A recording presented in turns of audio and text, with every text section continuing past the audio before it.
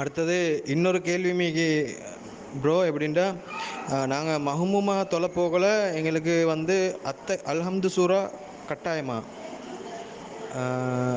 அந்த ஒரு கேள்விக்கும் பதில் கட்டாயம் தேவை இருக்க பாருங்க இன்ஷா அல்லாஹ்.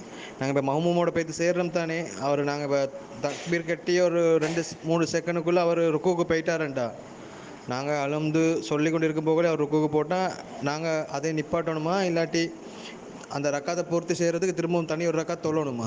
இமாமை பின்பற்றி தொழக்கூடியவர் சூரா ஃபாத்திஹாவை ஓத வேண்டுமா என்று கேட்குறீங்க.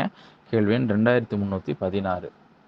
சூரா ஃபாத்திஹாவை பொறுத்த வரைக்கும் நபி ஸல்லல்லாஹு அலைஹி வஸல்லம் அவர்கள் சொன்ன ஒரு விஷயம் என்னன்னா, லா ஸலாத்த லிமன் லம் யக்ரா பி ஃபாத்திஹத்தில் கிதாப்.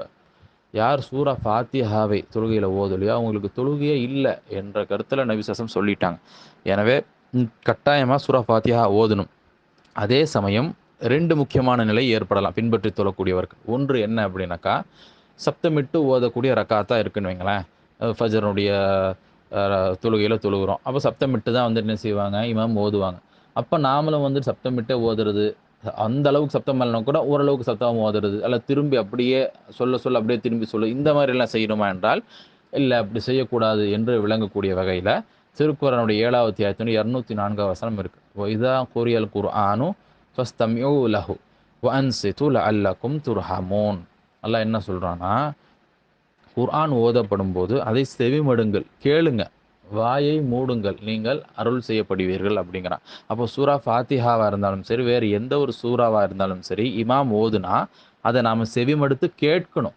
அதை திருப்பி அப்படியே நாம் வந்துட்டு முணுமுணுத்துட்டு அதை அப்படியே சொல்ல வேண்டிய அவசியம் கிடையாது. மாறாக வாயை மூடணும்ட்டு நேரடியாக எல்லாம் சொல்லிட்டான். அப்போ தொழுகையில் இருந்தாலும் சரி, தொழுகைக்கு வெளியில் இருந்தாலும் சரி, இதில் அதே கட்டளை தான். குர்ஆனுடைய வசனம் கேட்கப்பட்டுச்சுன்னா நாம் வந்துட்டு என்ன செய்யணும்னா, வாயை மூடிட்டு நாம் என்ன சொல்லப்படுதோ அதை செவித்தாழ்த்து கேட்கணும். அப்போ இமாம் ஓதக்கூடிய அந்த சூரா ஃபாத்திஹாவை நம்ம கேட்கிறோம் என்ற அடிப்படையில் அதுவே போதுமானது தான். ஆனால் அதே சமயம் சத்தம் இல்லாமல் ஓதக்கூடிய ரக்காத்து உண்டு. இப்போ இஷாவினுடைய பின் 3வது 4வது ரக்காத்தோ அல்லது லுஹர்னுடைய 4 ரக்காத் இப்படி இருந்துச்சுன்னா, அப்போ நாம் என்ன செய்யணும்னா, நாம் ஓதணும். ஏன்னா நபி ஸல்லல்லாஹு சொல்லிட்டாங்களோ, சூரா ஃபாத்திஹா ஓதலைன்னா அந்த தொழுகையே இல்லைன்ட்டாங்க. அதுதான் இமாம் வந்து ஓதுவது நமக்கு கேட்கக்கூடிய வகையில் இல்லை தானே. அதனால நாம் என்ன செஞ்சுக்கணும்னா, நான் பின்பற்றி தொழக்கூடியவர் வந்துட்டு சூரா ஃபாத்திஹாவை ஓதிக்கணும். அப்போ இது வந்து சப்தமிட்டு ஓதக்கூடியதில் என்ன செய்யணும்னு சொல்லியாச்சு. சப்தம் இல்லாமல் ஓதக்கூடிய ரக்காத்துக்களில் நாம் ஓதிக்கணும் அப்படிங்கிறதும் முடிஞ்சிருச்சு. அடுத்ததாக இப்போ நீங்கள் உங்களோட கேள்வியில் என்ன குறிப்பிடுறீங்கன்னா, இப்போ தக்பீருக்கு அல்லாஹ் அக்பர்னு சொல்கிறோம். அப்போது சின்ன ஒரு 2-3 செகண்டு தான் இருக்குது. அதுக்குள்ளே டக்குன்ட்டு வந்துட்டு இமாம் வந்து ருக்குக்கு போயிடுறாரு. அப்போ என்ன செய்கிறது அப்படின்னாக்கா, அல்லாஹ் எந்த ஒரு ஆத்மாவையும் சக்திக்கு மீறி என்ன செய்ய மாட்டான், சோதிக்க மாட்டான். சக்திக்கு உட்பட்டு தான் செயல்பட முடியும். இப்போ நீங்கள் தக்பீர் அல்லாஹ் அக்பர்னு கட்டுறீங்க, கரெக்டாக இமாம் வந்துட்டு ஒரு கட்டி அல்ஹம்துலில்லாஹ் ரப்பில் ஆலமீன் அப்படின்ற சொல்ல கூட டக்குன்னு ஒரு ருக்குவுக்கு போயிட்டார் அப்படின்னா, ஒன்று உங்களுக்கு வந்து சூரா ஃபாத்திஹாவை வந்துட்டு ஓதி முடிச்சிட முடியும் அப்படிங்கிற மாதிரி இருக்குங்கும் பொழுது ஓதி முடிச்சிட்டிங்கன்னா ஓகே. அப்படி இல்லை, அவர் வந்துட்டு நீங்கள் அல்ஹம்துலில்லாஹ் ரப்பில் ஆலமீன் அப்படின்னு சொல்லும் பொழுதே போயிட்டாருன்னா, நாம் என்ன செய்ய முடியாது, இல்லை நம்மளுக்கு முழுமைப்படுத்த முடியாது அப்படின்னு தெளிவாகவே தெரியும் பட்சத்தில் நாம் என்ன செய்துக்கலாம், ருக்குவில் தான் நம்ம வந்துட்டு ஜாயின் பண்ணிக்கலாம். அதுக்கு திரும்பியும் எந்திரிச்சு ஒரு ரக்காத்தை நம்ம வந்துட்டு தொழ வேண்டிய அவசியம் கிடையாது. காரணம் என்னென்னா, இப்போ ருக்குவில் ஒருவர் இணைந்து விட்டால் அந்த ரக்காத்து வந்துட்டு கிடைச்சிரும். இது தனியாக ஒரு கேள்வி கேட்கப்பட்டு அதற்கான ஆதாரத்தோடு நம்ம சொல்லிட்டோம். அப்போது அந்த அடிப்படையில் தான் இவரும் வருவார். ஏன்னா நேரம் இருந்து ஓதாமல் இருக்கிறதுக்கு தான் அந்த ஹதீஸில் உள்ள அந்த விஷயம். ஏன்னா எல்லாமே சக்திக்குட்பட்டு தானே செயல்படுத்த முடியும்.